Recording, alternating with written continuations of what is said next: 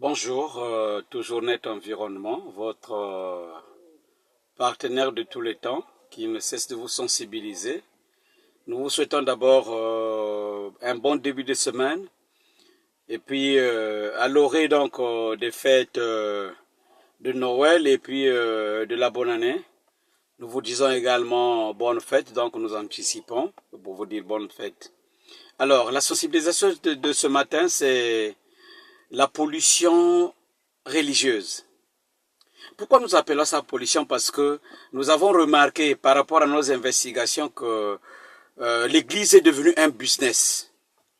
Un business parce que les pasteurs ne sont plus là pour prêcher la bonne parole afin que les gens aient le salut, mais plutôt on prêche et derrière la prêche, il y a autre chose. Donc l'argent, les finances.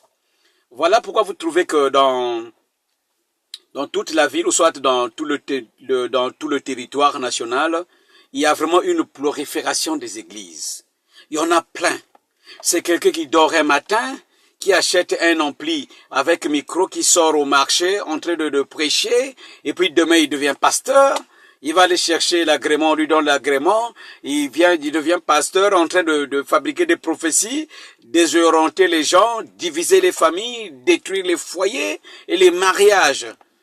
Quel genre de pasteur? Aujourd'hui, tu te réveilles un matin, tu ouvres un kizinga, après le kizinga, tu commences à masser les femmes d'autrui, et tout ce monde-là, tu crées des divisions, tu crées le désordre. Et aujourd'hui, il y a une dame qui avait eu à tuer ses deux enfants à cause de ces pasteurs. Qui est pasteur? Qui ne l'est pas? Qui vous a établi pasteur? Qui vous a donné l'onction de devenir pasteur? Chère autorité, vous devez avoir de la maîtrise des églises qui sont en train de naître dans notre pays.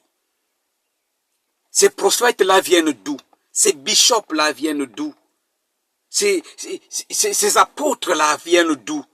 C'est quoi leur mission? Est-ce que véritablement ils sont là pour prêcher, pour édifier? Parce que plus qu'il y a des églises qui se créent, plus que le banditisme évolue dans notre nation. Et le constat fait, c'est que plus qu'il y a des églises, plus le pays devient pauvre. Et là où il y a plus d'églises dans une nation, ça sent la pauvreté. C'est ce que nous sommes en train de voir. Beaucoup d'églises dans chaque ruelle, que des pasteurs, que des prophètes, que des évangélistes, je ne sais pas comment les appeler. Et puis l'État, vous permettez à leur donner les papiers n'importe comment sans pourtant les censurer. Mais il faut censurer ces églises-là. Voilà pourquoi vous remarquez des dérapages où les gens font n'importe quoi jusqu'à faire tuer les enfants. Mais parce que l'État est en train d'observer tout ce désordre-là et tout ce dérapage-là. Ces églises-là est à censurer. Si c'est une assemblée chrétienne, pourquoi ne pas faire une assemblée chrétienne? Et puis vous êtes là, tous les pasteurs en train de prêcher. Si c'est l'église de message, pourquoi ne pas construire une église? Vous êtes des pasteurs. Vous pouvez travailler ensemble. Pourquoi chacun de vous a une église? Et puis, c'est la guerre des prédications, c'est les insultes dans vos prédications. Je ne sais pas qu'est-ce que vous prêchez aux gens. Et vous êtes en train de mettre en embarras même ceux qui avaient la foi et déstabiliser même la foi de ceux qui se confiaient réellement à Dieu. À cause de vos prophéties et vos prédications. Non. Dans d'autres cieux, quand vous voyez les églises font des écoles de formation. Les églises créent des entreprises. L'église, normalement, devrait être là pour l'épanouissement d'une nation, pour faire développer le développement d'une nation. C'était la mission des églises. Mais c'est ça, parce que c'est dans l'église qu'on pouvait trouver des hommes sérieux à mettre dans la fonction publique, à mettre dans des entreprises privées pour qu'ils travaillent, pour faire avancer notre nation. Malheureusement, c'est même soi-disant chrétiens qui sont dans ces églises-là, c'est des voleurs dans les entreprises. Ils partent jamais au boulot, ils vont réclamer le salaire à la fin du mois, surtout à la fonction publique. C'est bourré de chrétiens là-bas, des protestants, des catholiques, des gars des assemblées, qui ne partent jamais au travail. Mais ils sont seulement là, la fin du mois, il faut que l'État puisse nous payer. Non, cher gouvernant de cette nation, cher président de la République, il faut prendre des décisions contre ces églises-là, qui naissent n'importe comment. Il faut voir qui a la vocation, qui n'a pas la vocation. Même dans l'église évangélique du Congo. ou dans d'autres églises. Tu n'as pas pu avoir l'emploi à la fonction publique, ni dans le privé. Tu vas te cacher là-bas. Non, j'ai eu la vocation. Tu vas porter la colle pastorale. Bon, tu es là et puis, pasteur, tu commences à faire n'importe quoi. À diviser les familles dans des prophéties, à accuser des gens des sorciers, à faire beaucoup de choses. Hein? À masser des gens. Mais toi, pour que tu puisses concevoir, surtout qu'aujourd'hui, le phénomène de la conception devient récurrent dans notre pays. Toi, pour avoir l'enfant, il faut sortir avec le pasteur. Il faut que le pasteur puisse te masser. Il faut que le pasteur aille te nettoyer, te laver. C'est quoi? D'où est-ce que vous trouvez cet évangile-là? C'est où que vous avez trouvé ça? C'est quoi cet évangile-là de faire dérailler tout un peuple? Cher gouvernant, notre environnement trouve que c'est une pollution religieuse. Alors, il faut revoir toutes ces églises. Sinon, c'est des églises à fermer. Une église qui n'a aucune entreprise pour faire développer notre nation, que ce soit les catholiques ou les protestants, ou les assemblées, ou que sais-je, les messages, ou je sais pas, orthodoxes. Si une église ne peut pas faire évoluer une nation, il faut la fermer. Elle ne sert à rien. Il faut la fermer parce que c'est des macros, et parce que c'est des gens qui viennent dérober.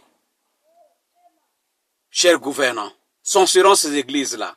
Les bizingas, les groupes de prière, ils font des prophéties pour endoctriner les gens, pour rançonner le peuple que vous dirigez. Il faut fermer ces groupes de prière-là. La foi ne dépend pas seulement dans le temps, je me rappelle bien, mais il n'y avait pas la prolifération des églises. Comme ça, il n'y a pas beaucoup d'églises. Mais les gens se comportaient bien et les gens s'attachaient à Dieu. Comme maintenant où il y a beaucoup d'églises là, c'est le banditisme, c'est des dérapages. C'est pas normal. Alors, cher gouvernant, notre environnement vient de donner encore une sensibilisation ce matin. Si une église ne peut pas créer une entreprise pour faire avancer notre pays, il faut la fermer. Il faut la fermer. Ça ne sert à rien. Elle ne sert à rien, cette église-là. Il faut la fermer. C'est ça. Nous avons besoin d'argent. L'État a besoin d'argent pour régler le problème de la nation, régler le problème de la jeunesse. Et si vous êtes là en train de prêcher, bombarder la parole de Dieu, et qui ne va nous emmener nulle part, après demain tu te retrouves en France, toi et ta femme, et puis voilà, les églises du pasteur intel, l'église du pasteur intel. L'église ne doit pas être l'église du pasteur. Et puis Dieu aussi n'a pas bâti une église. Vous avez vu Jésus-Christ? Non, ça c'est l'église de Jésus-Christ. Que Jésus-Christ avait laissé cette église-là avec des bâtiments. Vous avez déjà vu ça? Alors, faisons très attention. Avec ces anarcheurs-là, les pasteurs anarcheurs, les apôtres anarcheurs, les bishops anarcheurs. Voilà. Il faut fermer ces églises-là, chers gouvernants. Merci pour notre environnement. Je vous souhaite donc bonne journée à tous les Congolais. Que le ciel soit favorable pour nous tous aujourd'hui. Et qu'il y ait des bénédictions multiples pour notre nation. Merci, portez-vous bien. Notre environnement est toujours avec vous. Continuez de former ses membres. Merci. Merci de ce que vous nous avez écouté. Passez une très bonne journée et un bon début de semaine à tous. Merci.